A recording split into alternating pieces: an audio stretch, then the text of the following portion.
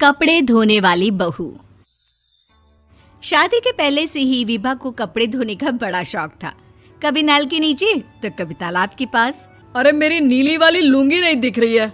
विभा की अम्मा, कहाँ रखी है लुंगी? अरे वो तो विभा ने परसों ही धोकर रखी थी आपकी अलमारी में, देखो वहीं होगी।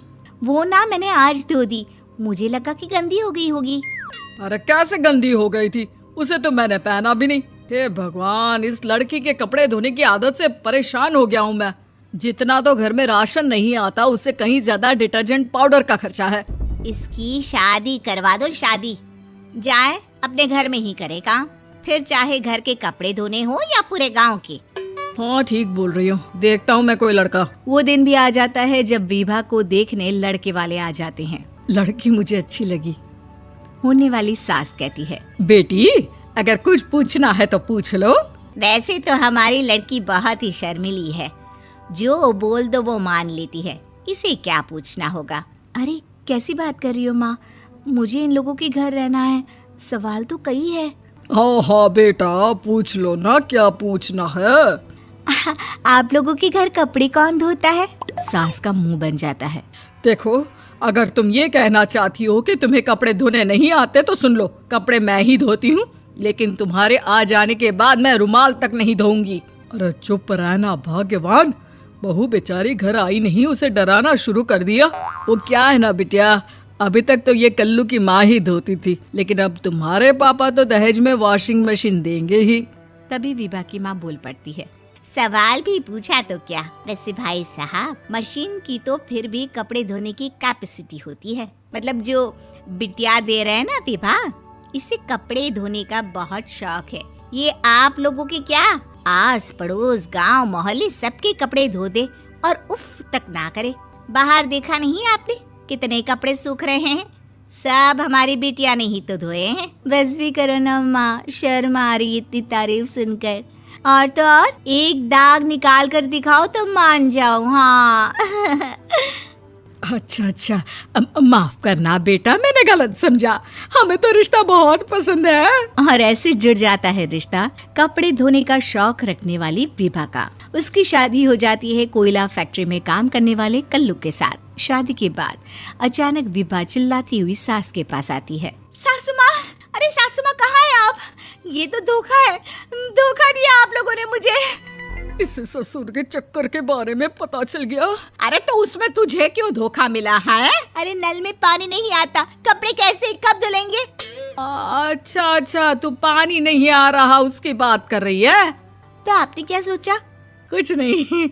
अच्छा, तेरी माँ ने कहा था कि कपड़े धोने का शौक है, तुझे याद आया मुझे। शौक बोलकर कपड़े धोने वाले मेरे जुनून को कम ना आके सासू माँ, कपड़ा धोना मेरा गुरूर है। तभी पति भी वहाँ आ जाता है। अभी मैंने इसे सनी देओल की फिल्म दिखाई है, उसी के डायलॉग मार रही है माँ। अच्छा सुन, साफ साफ बता रही हूँ, पानी सुबह 4 से 6 और शाम को 10 से 12 आता है, समझी? विभा टाइमिंग सुनकर हैरान हो जाती है। ये क्या भूतों का मोहल्ला है? सुबह 4 बजे उठकर कौन कपड़े धोता है? 4 बजे टंकी में पानी जाता है, फिर सारा दिन धोना ना, किसने मना किया? अरे कैसी बात कर रही हैं? 200 लीटर की टंकी में कितने कपड़े धो लूंगी मैं, सुबह ही उठ जाऊंगी मैं। अब क्या था, विभा सुबह 4 से लेकर रात के 12 बजे तक कपड़े ही धोती रहती। एक रोज सास पड़ोस से निकलकर कहीं जा रही होती है कि साथ वाली कहती है, हाँ कल्लू की माँ, जरा ये बताओ कि 2 साड़ी है, 2 ब्लाउज और एक पेटीकोट और एक नाड़े वाला लंबा कच्छा। हाँ तो? अरे तो क्या, कितना लोगी धुलाई ये बताओ। धोबन दिख रहे हैं हम क्या? हमारे पति सरकारी नौकरी से अभी रिटायर हुए हैं और बेटा सुपरवाइजर है कोयला फैक्ट्री में। धोबन समझ रखा है हमें। हाय रे कल्लू की अम्मा, माफ कर दो, वो तो मोहल्ले में यही सब बता रहे थे कि तुमने बहू को कपड़ा धुलवाने के काम में लगा दिया है। सास को पड़ोसन की बात सुनकर गुस्सा आ जाता है। वो घर पहुंचती है जहां घर के बाहर ही इतने सारे कपड़े सूख रहे होते हैं जितने कि किसी धोबन के घर पर। अरे ओ कल्लू की दुल्हन, बाहर निकल। माँ जी यहीं आ जाओ, बाथरूम में चादर धो रहे हैं हम। अरे अभी हम धोते हैं, तुमको बाहर निकलो। ये आस पड़ोस वाले बोल रहे हैं कि हम बहू से कपड़े धुलवा कर उसे कपड़ा धोने वाली बना दिए हैं।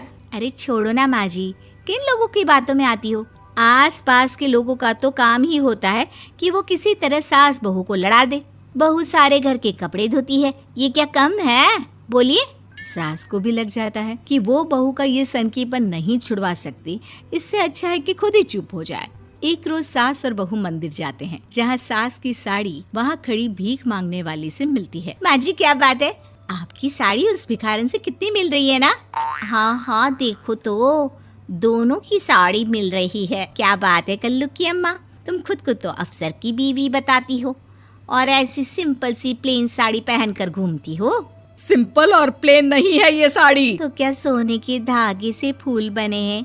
कुछ भी सासू माँ, कुछ भी। हाँ बने थे इस साड़ी में सोने के धागे से फूल। मेरे पति लेकर आए थे मद्रास से स्पेशली मेरे लिए 10,000 की। ताहे भाई साहब इस भिखारन के लिए भी सेम टू सेम साड़ी लेकर आए होंगे 10,000 की। सास उस वक्त कुछ नहीं कहती, लेकिन बहू के साथ घर आती है और अलमारी से एल्बम निकाल कर लाती है। ये साड़ी देख रही है, ये वही साड़ी है जिसे मैंने अभी पहना था। इस साड़ी में ये जो चमकदार फूल दिख रहे हैं ना, ये सोने के धागों से काढ़े गए हैं। लेकिन तू लोकल वॉशिंग मशीन ब्रश से घिस घिस कर सारे फूलों को निकाल कर साड़ी प्लेन कर दी। मुझे माफ कर दीजिए सासू माँ। और तो और, जब मैंने तुझे तेरी गलती के लिए कुछ नहीं कहा, लेकिन तूने तो सबके सामने मेरा मजाक ही बना दिया। क्यों? बहू को समझ में आ जाता है कि अब से उसका कपड़े धोना बंद।